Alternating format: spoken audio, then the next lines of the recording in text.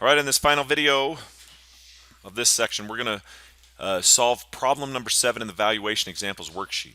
Now, this is going to be a tough problem, so we're gonna go rather slow, but we're basically going to value this company from start to finish. Now, this particular company that we're talking about may or may not pay dividends, but what we're going to do is we're going to use what we call the free cash flow method. That is, we're going to forecast from financial statements what we think the cash flows of this company are going to be. This is particularly useful if we don't have, or if we have firms that don't pay dividends. Okay, and this is an appropriate approach even if firms do pay dividends. I would use the discounted cash flow method to value a firm whether they pay dividends or not, using this free cash flow method that we'll talk about. Okay.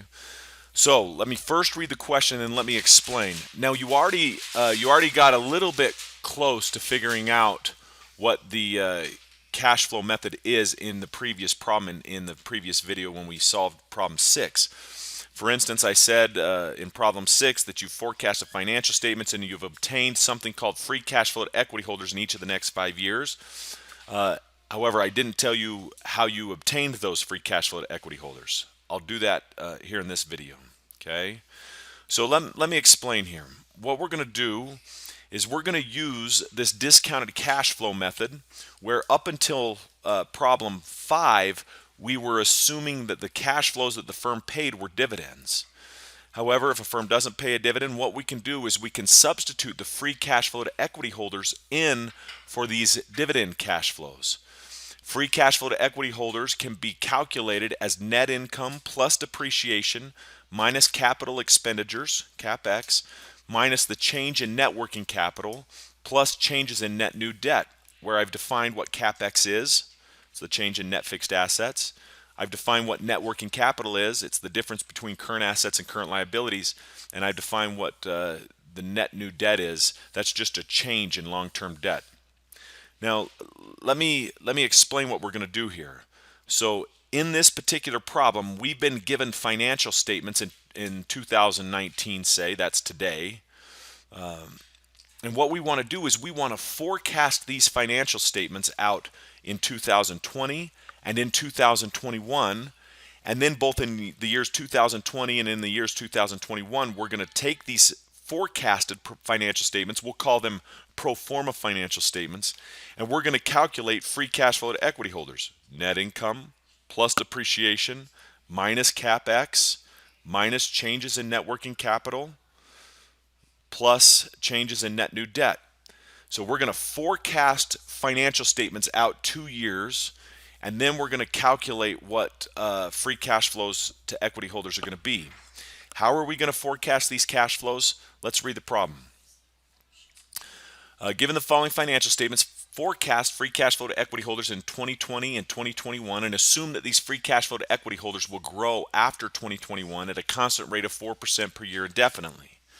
The discount rate's 14%. The firm has 90 shares outstanding. What is the price per share? Now what we're going to do is we're going to forecast these financial statements using something called the percent of sales method. So we're going to assume that sales have been forecasted to be $1,500 in 2020 and $1,650 in 2021. I'm also going to make the assumption that all accounts on these financial statements are spontaneous or that they change with sales. Now that's a pretty big assumption because there are some accounts on the financial statements, particularly in the balance sheet, that probably wouldn't change with sales. For instance, notes payable probably doesn't change with sales. Accounts payable might, right? But there might be other accounts here in the financial statements that don't change. Those are called non-spontaneous accounts. They don't change with sales. We're going to assume that everything changes with sales. So what we're going to do is we're going to forecast these financial statements given this change in sales. I'm going to show you how to do that here. Let me pull up Excel. I've copied over the financial statements in 2020 into Excel. And what I'm going to do here is I'm going to put every account on these financial statements in the percent of sales. Okay? So the header here, I'm going to say in percent of sales. And what I'm going to do is I'm going to say equals cash in 2018 is going to be equal to the cash account in 2018 divided by sales. Let me lock that cell, so I'm going to hit that cell and type F.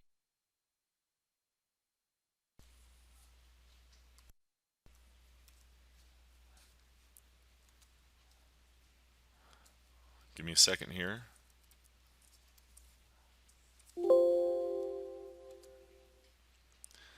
Okay, so cash in 2018 made up 7.9% of sales. I'm going to copy that down.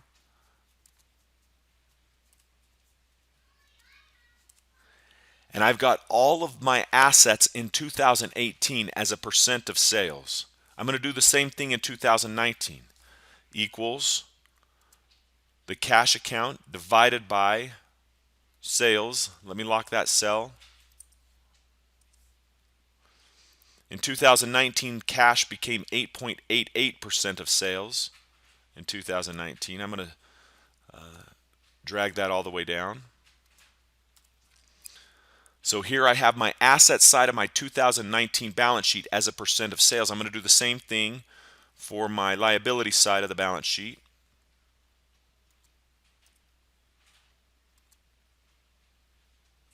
Let me lock that cell.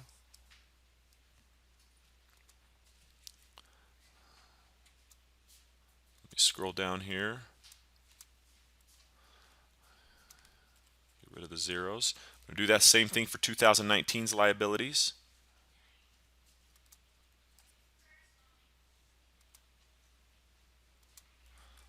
Let me lock the cell there.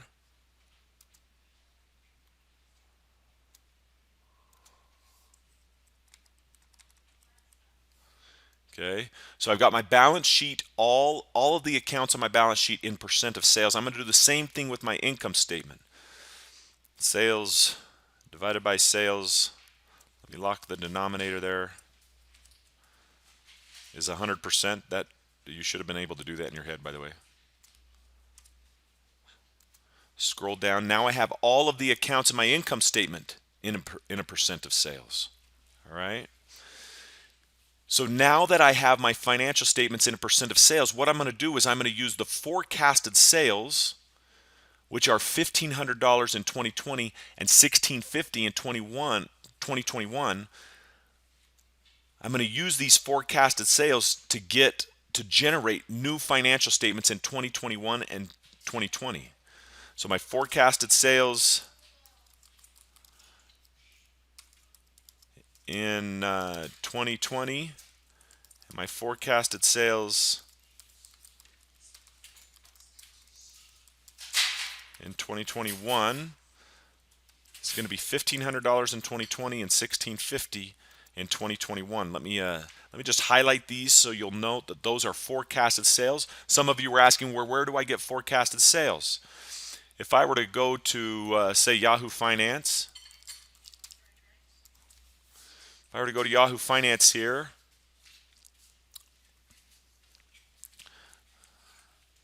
and let me just populate Yahoo Finance with a ticker symbol. Let's look at Apple.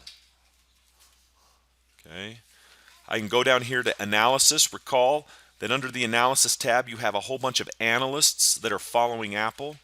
They come up with revenue sales. Here's the average analyst estimate for revenue or sales over the next quarter. This is out of 18 analysts covering Apple. They've estimated that on average, the average analyst has estimated that Apple's sales will be 2.95 billion. So the ability to forecast sales, there's a lot of data there available for us to do this. Okay, let me go back to Excel here. I forecasted sales. Now watch what I'm going to do. This is going to be important. I'm going to copy my financial statements down, and this is going to be 2020's, and I'm going to call this pro forma financial statements. That means these financial statements have been forecasted. Okay. Now, a couple of things here. Let me delete all of the existing data from 2019. Okay. And now watch what I'm going to do. I've got the percent of sales here, and I'm going to take the percent of sales here and multiply it to my forecasts to get 2020's pro forma financial statement. Before I do that, let me just change a couple things. This is going to be 2019, 2020, 2019, 2020.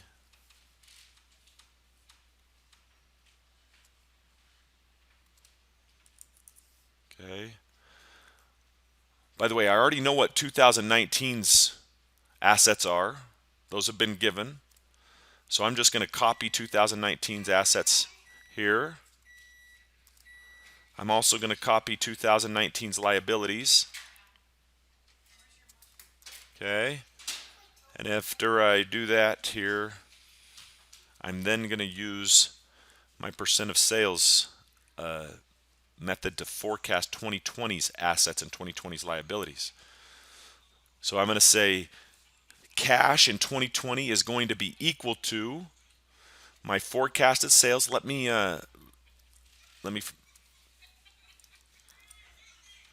freeze that pane there, and I'm going to multiply that by my percent of sales cash account here. And look, it generates a new cash account in 2020. Generates a new cash account in 2020. I'm going to pull that down all the way to my asset side of 2020. And what this is doing is it's basically forecasting, given my forecasted sales, all of the accounts on the asset side of my balance sheet in 2020. I'm going to do the same thing in 2020 on the liability side. I'm going to say my current liabilities, this is notes payable, is going to be equal to my forecasted sales. Freeze that cell there and multiply that by my notes payable percent of sales. I'm going to drag that down so I've populated all of my forecasted liabilities given the percent of sales. Okay, and I'm going to do the same thing with the income statement. And say this is going to be equal to my forecasted sales in 2020. Let me freeze that cell there. I'm going to multiply that by my percent of sales in 2019. That number should look familiar. I'm going to highlight this all the way down. And now I've basically forecasted 2020's balance sheet and 2020's income statement using the percent of sales method. I've got to do this for 2021 as well. So if you missed anything that I've done thus far, I'm going to have to do it again here.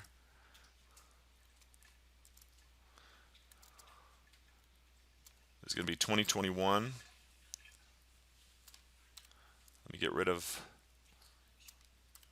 all this data. I know what my assets in 2020 are going to be. Let me copy those over. By the way, I should say that this is 2020. This is 2021 now. This is 2021. Okay, let me go ahead and copy this. And I'm going to paste the values here. Okay, I'm going to do the same thing on the liability side.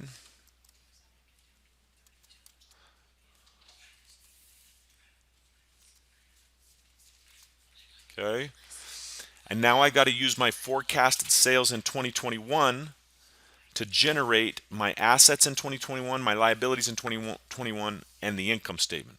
Let me go ahead and do that.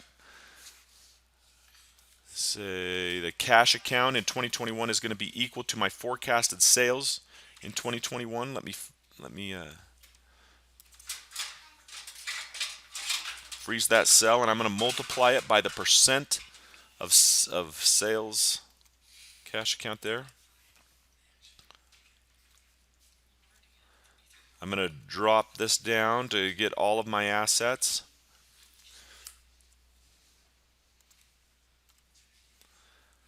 Okay, so I've generated 2021's assets. I'm going to do the same thing for liabilities. Freeze this cell and multiply this by my percent of sales here. Okay. Drag this down to populate my forecasted liabilities.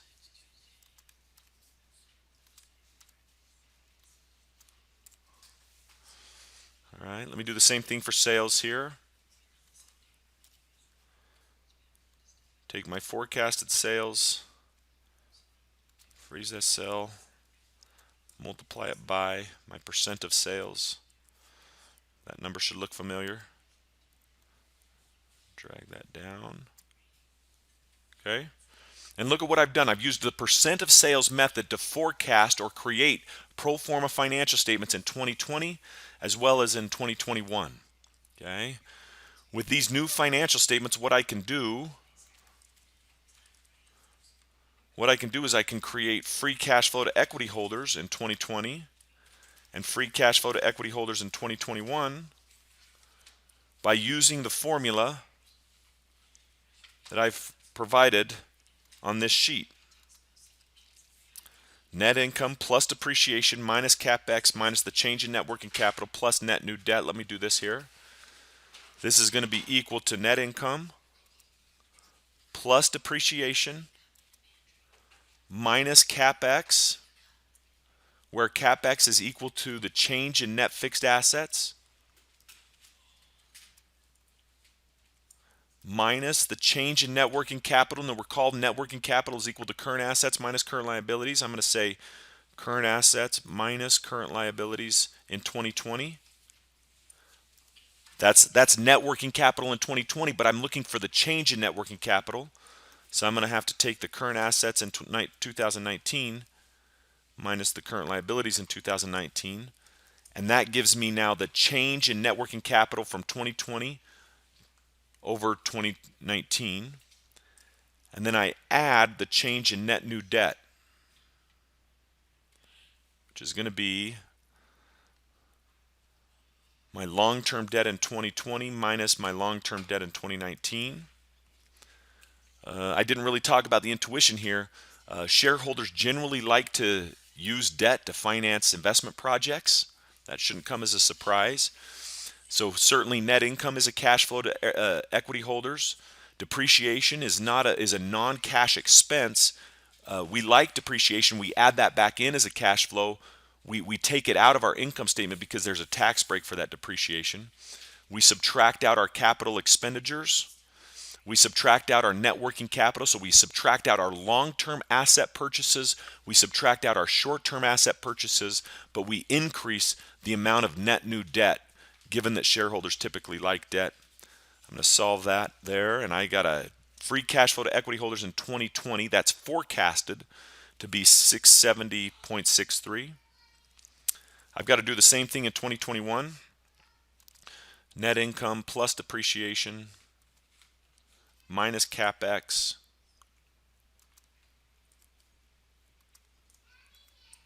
minus changes in net working capital. That is current assets in 2021 minus current liabilities. That gives me net working capital in 2021 minus net working capital in 2020.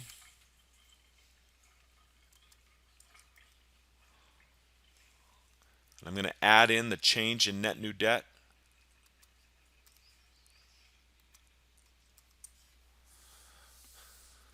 I'll slow down here so you can find that formula. Again, I'm estimating or forecasting free cash flow to equity holders in 2021 using this percent of sales method from my pro forma financial statements. Okay. So these are forecasted.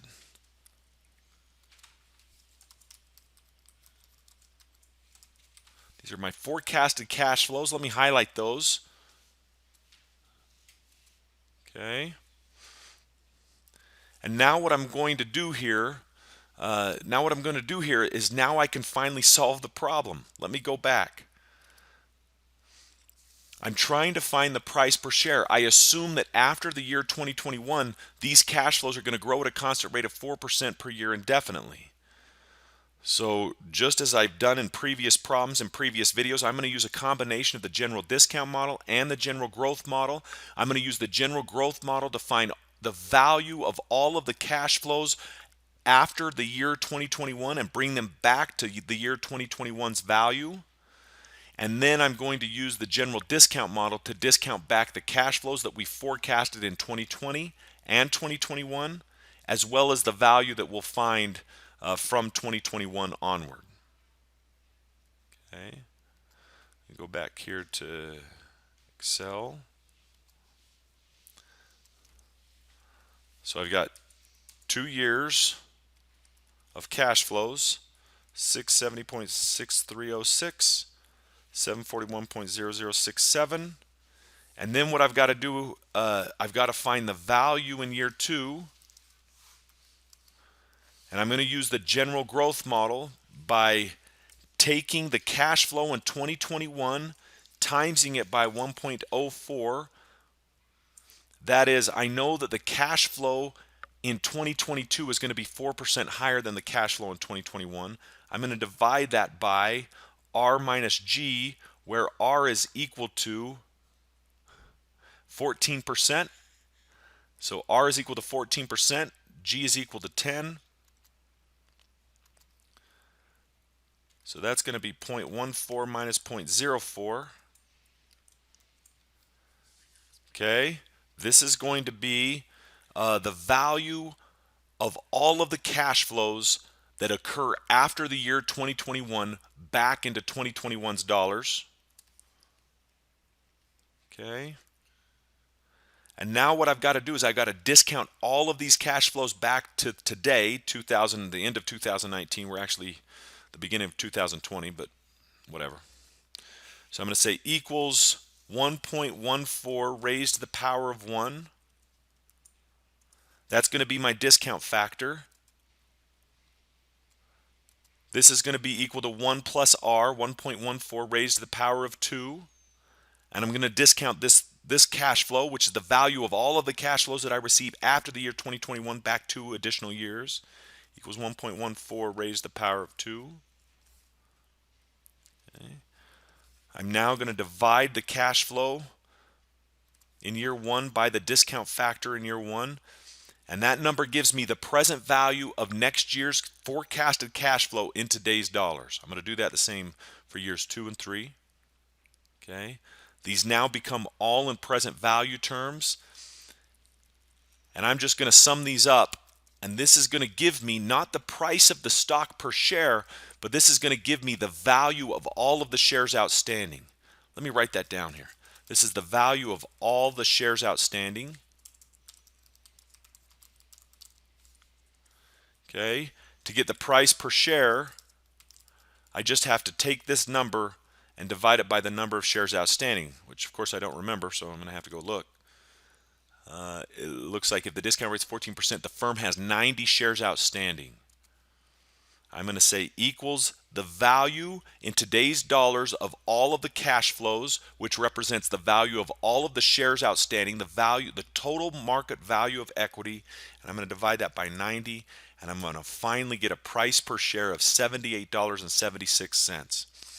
Now, if I hop on my brokerage account and I find that this particular stock is trading at $80 and I believe my model, then I believe that that stock is overvalued and I would not buy it. In fact, I might sell it. If I get on my brokerage account and find that that stock is currently trading at $70 and I see a price per share of $78.76, then I can assume that that stock is undervalued. I'm going to buy it until that price eventually reaches the price per share according to my model. Again, this makes the assumption that my model is accurate, and we've had to make a few assumptions along the way.